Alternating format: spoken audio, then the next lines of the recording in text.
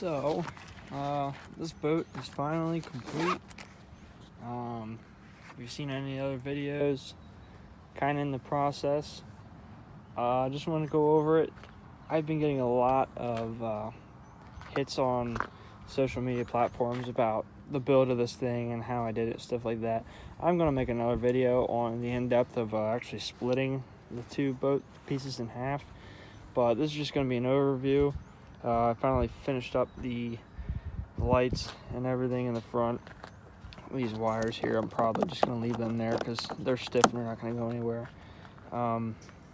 Added rod holders in the front, not for fishing out of, but you know, if you're rigging up or whatever, you can pop your rod in there. Storage in there. Those turned out pretty nice.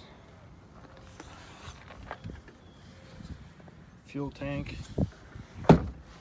light holder and light. On the side here, we got rod holders. The rear boxes, more rod holders there in the back for rigging up or whatever on each side. It's got new seat posts and seat mounts because the old ones were stuck. New seats too.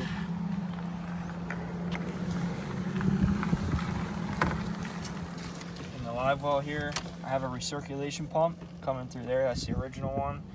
My problem was transporting bait while I was not in the water. You can't recirculate water if there's no pickup in the back. So I wired in an aeration pump. And I'll show you more on that side about how that got wired up. But so that's there. We got Scotty. I think these are 360 mounts. Rod holders for them in the back. 3 more light pods on each side in the corner. Another storage box, storage area. And to put courtesy lights in the whole way around. And I made sure whenever I placed them, I also got one in each of the storage boxes, so those are lit up whenever you're out. Back here we got a Game Fisher 15, rebuilt, new prop, new lower unit, hydrofoil. The hydrofoil really helps this boat get on the plane a lot quicker. Back here we got the bilge pump. That's a new bilge. This is the live well drain. That's the live well aerator for the recirculation pump. That one there. The main drain for in here, your plug. I put that on a chain to my motor so I don't lose it. The bilge pump plumbing comes up through here. That goes through the inside of the boat and out up here. It's got a new light holder. The old one wouldn't stay closed, it kept coming open and water can get down in through there, sitting on the inside of the boat.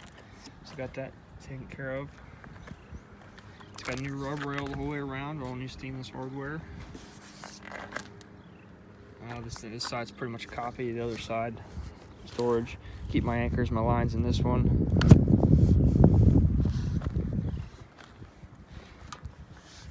Another set of rod holders there. So this is my main switch here. We got a cigarette lighter outlet for my spotlight that I have. USBs. Front fog lights. Aerator. Bilge pump. Cockpit lights, which would be the courtesy lights. This is my nav lights and rear spotlights, or rear fog pod lights. And in here, it looks like a clusterfuck, but I know where everything goes. And once you understand it, it's pretty late. It's laid out pretty well. This aeration pump was something I did after I built the boat, so I couldn't really build that into a gang switch. I didn't even have a switch left anyway. So that's mounted here, and that runs that pump. So what I did was I ran the wire through here. I pulled this piece of plastic up and I stuffed the screwdriver through so it was poking through, so I knew where to drill the hole, and I stuffed a coat hanger through and fished the wire through. Tucked it up in here, ran it down, and then that's wired straight to the battery, and it's fused. It's got a switch there. Everything else pretty much runs off of this breaker. And I did that because if you wired like the switch panel straight up to the battery, the lights will stay up stay lit on the switch panel, and that'll drain your battery out. So the trolling motor and everything ran off this 50 amp breaker. This is 4-gauge wire that I ran through the inside of the boat because I got about 10 feet of it until it hits that trolling motor. I haven't had any issues yet. I'm not going to go too far in depth as far as what wires are what, but obviously these ones that go underneath the deck here, those go back to the bilge pump and the aerator. Front trolling motor plug, rear trolling motor plug. This is a hot for the entire switch panel. All the grounds coming back, stuff like that. As far as charging it, I wired in this quick connect for my charger, and then I just leave that sitting here. I will probably be looking at getting a smaller charger because this does take up a lot of room, but the whole idea with that is I can just run an extension cord out here and plug it in, and that's, you know, I don't have to worry about clamps or any of that crap. Just plug it in and we're good. This is a maintainer up to, I think it's a 15 amp. Really, this is more than what you should use. 15 amp is a little high. If you want to get really good life out of your battery, 3 to 6 amps is pretty good. You charge it too fast, you'll build up too much sulfur on the cells. Up here, we got, this is where I keep all my, it's like the oh shit cupboard. That's the answer. But in this bag I keep all tools, screwdrivers, pliers, all that kind of stuff. Dry box. Whoops, I must have bumped my key there.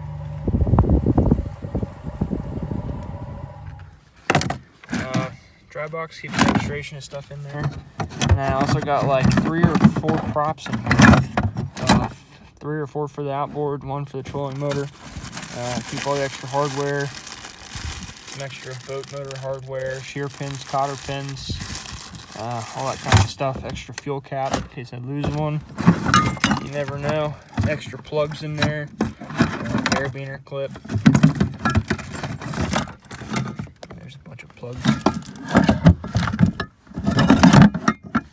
You never know. So this is just like that, you know, if you need something broke, whatever. You see me getting in this hatch, there's a problem. Even if I gotta get the registration, I'm probably talking to somebody I shouldn't be talking to. Up front, we got a Minn Kota 55. That works pretty well on this. I think it's the 55 Endura. Yep. These are the original cleats. I also added one on each side in the middle. As far as the trailer has all new deck boards, all new runners. Has a new roller up in the front. Just redid greased the wheel bearings, put bearing buddies on. Added these bunkers, side runners, new LED lights, new strainer for the aeration pickup. The fuel lines, that's a new fuel bulb and fuel line kit that runs from there underneath the floor here and up to the gas tank. And that's pretty much it. I mean, I'm definitely happy with the way it is. I was thinking maybe a fish finder down the road, but I just don't have the need for. I have so many buddies that have them that all I gotta do is say, hey, can you go print out a 3D map of this or whatever, or I just ride with them. There's also LED lights in the live well. But overall, I'm really happy with the way it turned out. You know, at this point, I'm just going to be fishing it. You know, I don't need to do anything else to it. The only thing I might have to do later on is, the problem I had here was I used stainless screws to screw down into the boat, and the light pods, if you bump them a certain way, they'll turn a little bit. And I wanted them to be, you know, I adjusted them at night to where I want them. I want them to stay. So at some point I might have to put some kind of epoxy on there so that it doesn't turn at all. But other than that, that's it.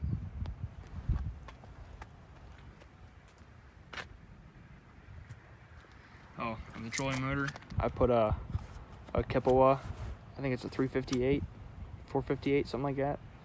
3-blade. Love this prop. It's like 35 bucks. It's quiet, more efficient, better on the battery.